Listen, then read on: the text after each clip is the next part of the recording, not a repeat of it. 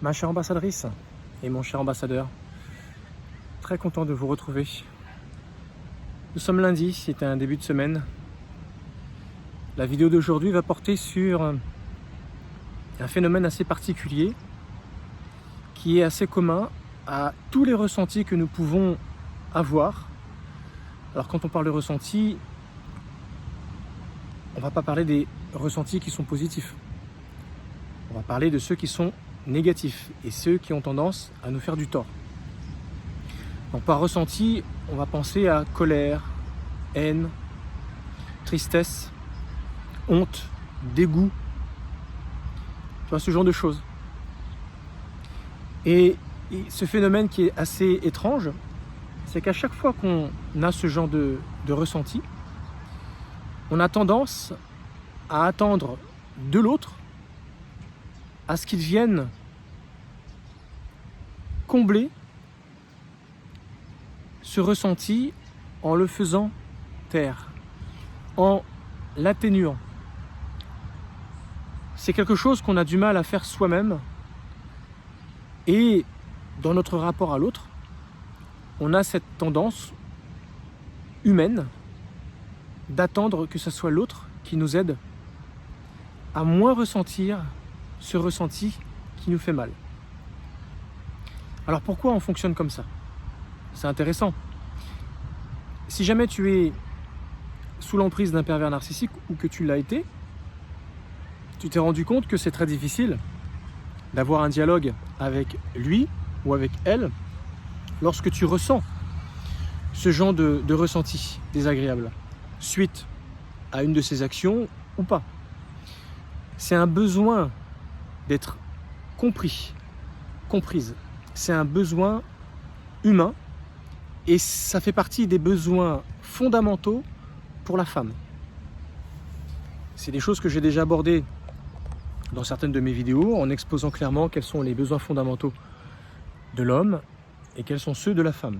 Ceux de la femme sont plus nombreux que ceux de l'homme. L'homme ne demande qu'à être respecté. Mais derrière le respect, il y a beaucoup de déclinaisons. Alors que la femme demande à être comprise, mise en valeur et sécurisée.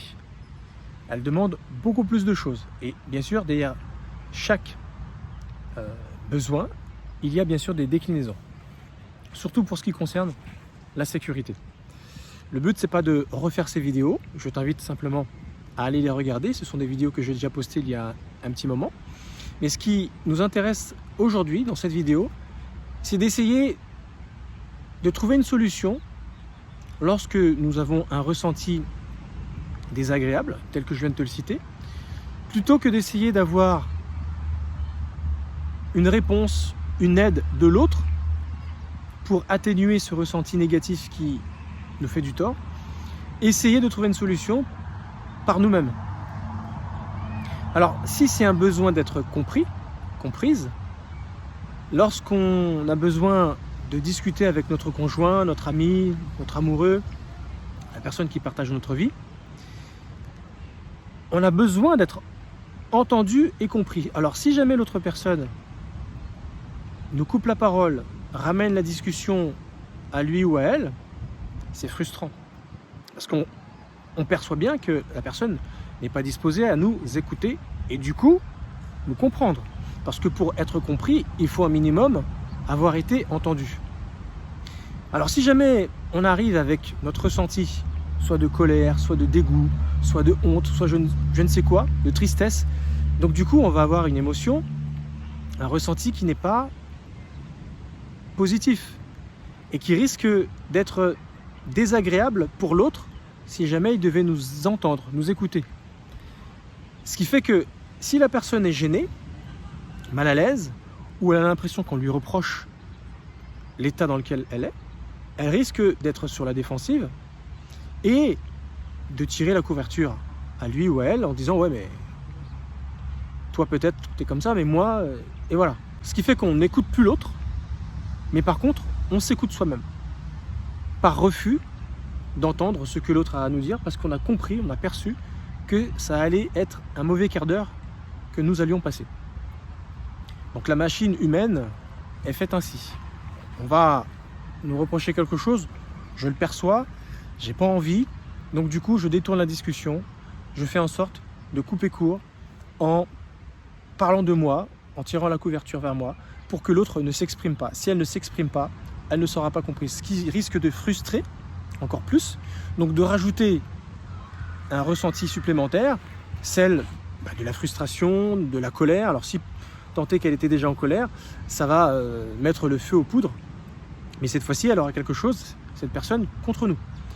Alors, tu as remarqué, hein, la mécanique de la communication, c'est le nerf, j'ai envie de dire, de la guerre de tous les couples. Si nous voulons que ça fonctionne, eh bien, il faut absolument faire en sorte que cette communication soit disposée, disponible, et que tout soit mis en œuvre pour permettre une telle chose. Alors c'est sûr, peut-être que la façon dont elle va débuter, ça va pas nous paraître agréable. On peut parler, je peux te parler, ou je ne sais quoi, quelque chose qui fait qu'on aborde la discussion comme ça, l'autre elle se dit ouais, de quoi elle veut me parler, comment il faut que je prenne la chose, est-ce que ça va être contre moi, est-ce que ça va être agréable, est-ce que ça va me servir à quelque chose, est-ce que ça va me faire du tort, est-ce que. Ce qui fait que voilà, eh bien on part en n'étant pas trop sûr de soi, et finalement on finit en coupant court peut-être, parce que la manière dont ça a été mis en place, ça nous fait peur, et on n'a qu'une envie, c'est de couper court à cela. Et c'est une tendance qu'on a tous à faire, malheureusement. Alors ça s'éduque, ça s'améliore, ce genre de choses, avant d'avoir un comportement, avant d'avoir une attitude. Assurons-nous de savoir exactement ce que l'autre a envie de nous dire, a envie de nous faire passer comme message. Et pour cela, forcément, il faut un minimum d'écoute, tu vois. Un minimum d'écoute qui va nous permettre de savoir quels sont les tenants, les aboutissants de la discussion, là où elle veut nous emmener, cette personne. Quand on est sûr de cela, à ce moment-là, on se prononce. Écoute, si c'est désagréable, si c'est pour régler un problème, ou c'est pour me reprocher quelque chose, ou quelque chose de ce genre, je préfère différer cette discussion. Je suis désolé, j'ai compris quelle était ton intention, ton besoin, mais là, moi, je ne suis pas disposé. À ce moment-là, tu peux prendre l'initiative de demander à la personne de remettre cette discussion plus tard, plutôt que toi, couper court avant même de savoir, ou t'engager dans quelque chose qui va être désagréable, autant pour toi que pour la personne, parce que du coup, tu risques de pas du tout être une oreille qui écoute, qui entend, qui est exactement ce que la personne attend de toi. C'est-à-dire quelqu'un qui t'écoute et quelqu'un qui te comprend. C'est ça que la personne a besoin, a envie, si jamais elle engage une discussion avec toi. Alors peut-être qu'elle a des choses désagréables à te dire, malheureusement. Elle a peut-être des choses qui vont te remettre en question sur pas mal de choses. Mais une discussion, à la base, elle est faite pour régler. Si jamais tu as le sentiment que tu vas passer un mauvais moment, même si tu coupes court et que ça sera pour plus tard, tu passeras, quand il arrive, un mauvais moment. Donc autant faire en sorte que ça se passe à un moment donné ou un autre, mais dans les conditions agréables, disposées, pour que toi tu sois préparé et que l'autre ait ce dont elle a besoin, c'est-à-dire avoir eu l'oreille et la compréhension. Alors pourquoi je dis ça? Parce que si tu as remarqué, lorsqu'on n'arrive pas à avoir l'attention de l'autre, systématiquement, ça va nous frustrer. On ne sera pas content. Il y a une technique toute simple. Si jamais tu es en colère et que tu veux faire tomber net ta colère, c'est d'avoir le sentiment d'avoir été compris. Mais si tu veux avoir ce sentiment-là, charge à toi, quand tu t'approches de la personne, d'entamer la discussion le plus posément possible. Plus tu seras posé, plus tu vas inviter la personne à être une bonne oreille et à accepter de t'écouter sans t'interrompre. Mais si tu arrives sur tes grands chevaux, avec un niveau de ton déjà bien élevé, la personne elle va se braquer, elle va se mettre sur la défensive et c'est tout à fait normal. Maintenant, si tu as du mal à te contenir, à contenir ton ressenti, finalement, je t'invite à remettre cette discussion parce que tu n'es pas en disposition pour discuter en réalité. Si tu es triste, pareil. La moindre chose, la moindre rétorque, le moindre mot risque d'être mal pris finalement par toi. Parce que l'autre n'aura pas forcément la compréhension, le raisonnement, le discernement qu'il faudra à ce moment-là. Alors, il a besoin surtout, dans un premier temps, d'avoir un premier jet d'information et de réfléchir. Et souvent, après réflexion, pendant, voire après, quelques heures, quelques jours, ça dépend, ou quelques minutes, si elle est rapide, elle pourra te dire ce qu'il en est, ce qu'elle pense. Et j'ai envie de dire, ce laps de temps est nécessaire si jamais tu veux que, en retour, tu aies de la compréhension. L'écoute, tu l'auras si jamais tu t'approches de la personne avec la bonne humeur, avec le bon comportement.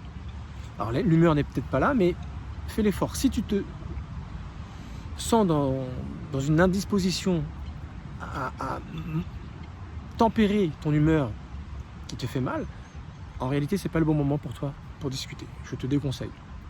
Maintenant, si jamais tu arrives à le faire, accorde-lui seulement de l'écoute et pas forcément de la compréhension tout de suite parce que tu vas lui balancer un premier jet. Lui ou elle aura besoin de digérer cela. Elle aura besoin de réfléchir. Une réflexion, ça ne se fait pas à chaud.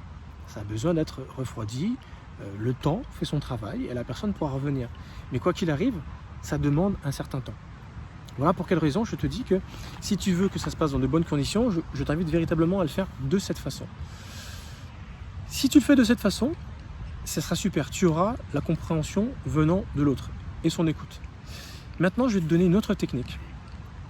Parce que tu as compris que c'est un besoin d'avoir la compréhension de l'autre. Mais ça fonctionne un petit peu comme les poupées russes.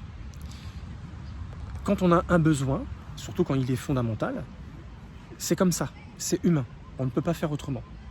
Mais simplement, il faut se donner le temps pour arriver à ce résultat. Il ne faut pas l'avoir tout de suite maintenant parce que là, tu es dans l'incapacité de faire autrement et tu ne peux pas attendre comme un nourrisson qui crie parce qu'il veut son biberon. Ça ne marche pas comme ça. Donc la technique, je viens de te la donner.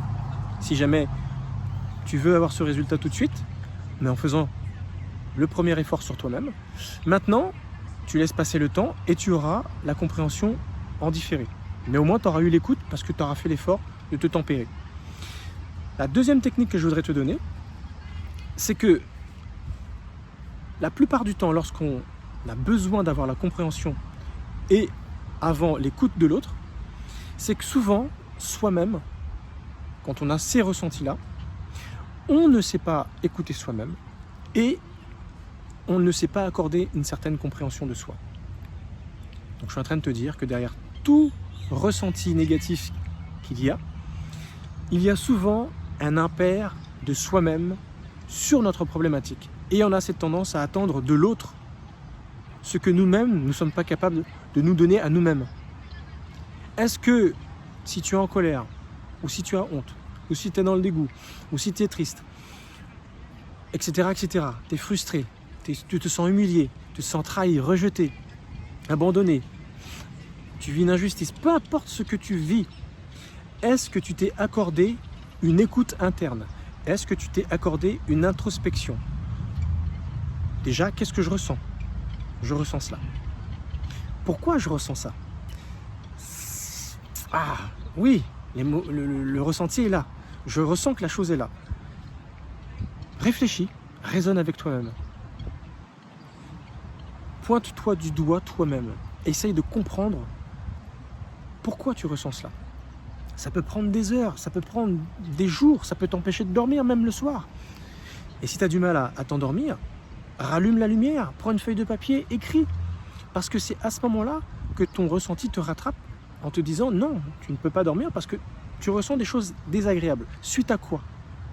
C'est quoi la situation? C'est quoi la circonstance? Ah, c'est telle personne. ou ces personnes, c'est cet événement-là, c'est ce qui s'est passé, c'est ce qu'on m'a dit, ce qu'on m'a reproché, ce que j'aurais dû faire, ce que je n'ai pas assez fait, ce que j'aurais dû ou pas dû faire. Trop salé, pas assez poivré, etc. etc. Quand tu as fait ce travail, là tu t'es accordé une certaine écoute, parce que tu sais exactement ce que tu as en toi. Tu as osé faire une certaine gestion de ton propre stress, de ton propre ressenti. Et ça peut prendre des heures, voire des jours. Alors qu'en temps normal, on va agresser soit une tierce personne ou soit la personne concernée. Et on lui fait passer un mauvais quart d'heure parce que tout simplement, on n'a pas digéré ce qu'on ressent.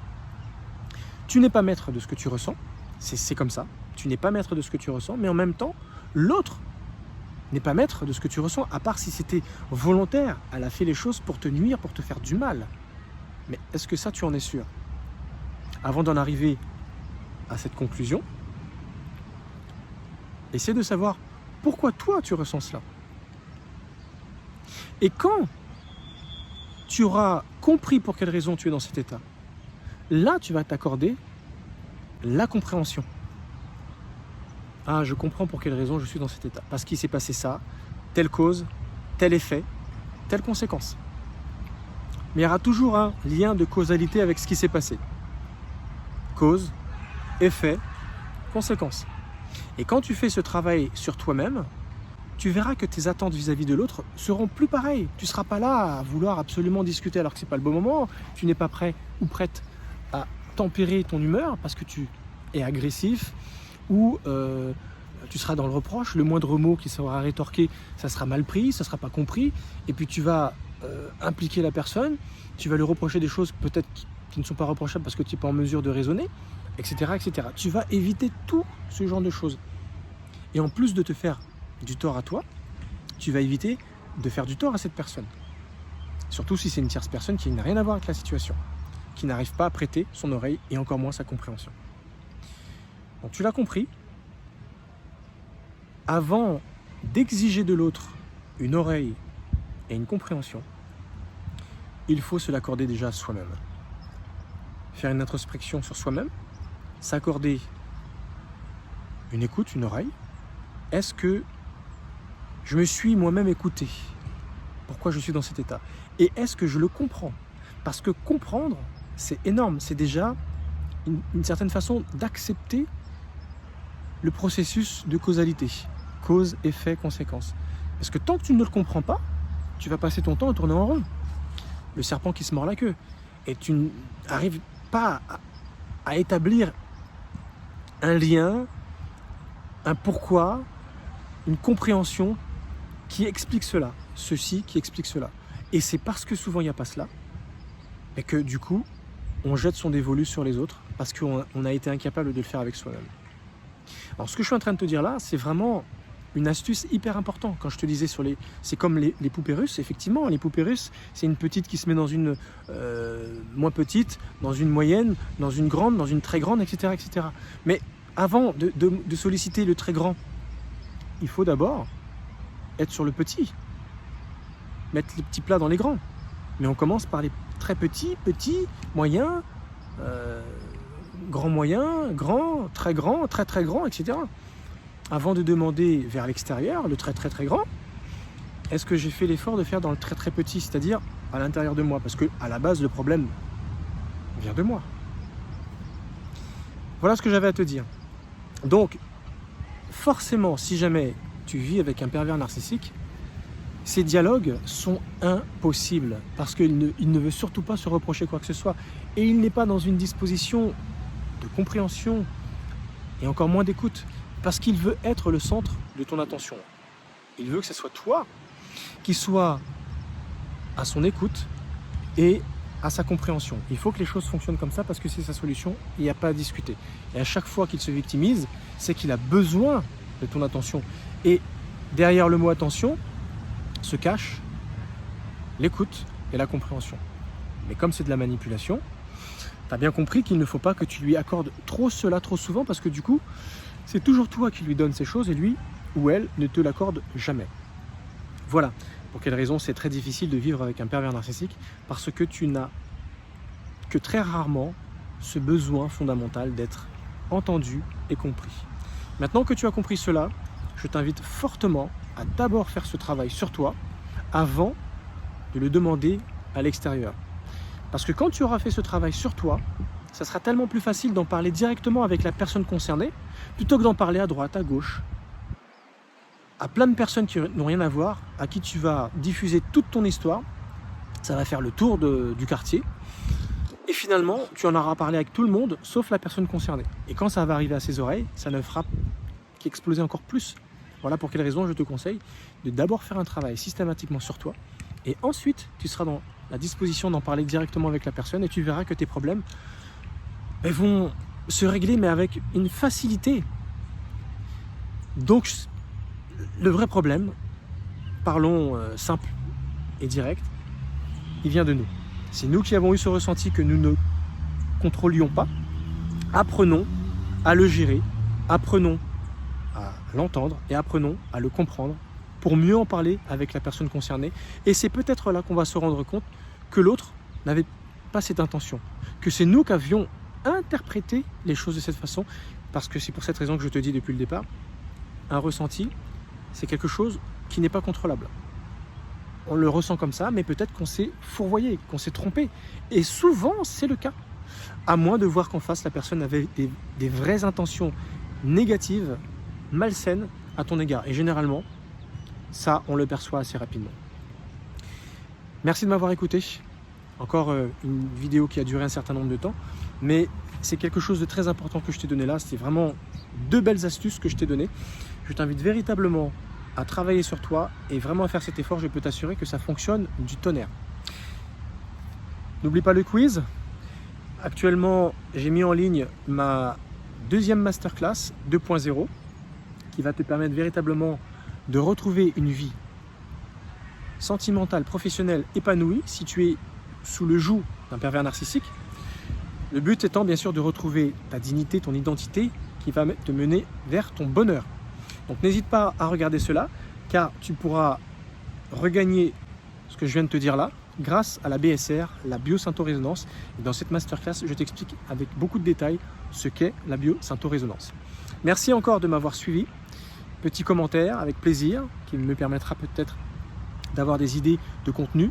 C'est grâce à vous, mes ambassadrices, mes ambassadeurs, que j'arrive toujours à avoir des idées un petit peu qui sortent de l'ordinaire pour éviter de me répéter. Comme c'est un petit peu le cas dans ce thème de vidéo, comment trouver un moyen de ne pas se faire mener par le bout du nez, par nos ressentis, et trouver la solution pour avoir ce besoin fondamental qui est l'écoute et la compréhension. Merci encore une fois de plus, à très bientôt pour la prochaine vidéo. Ciao.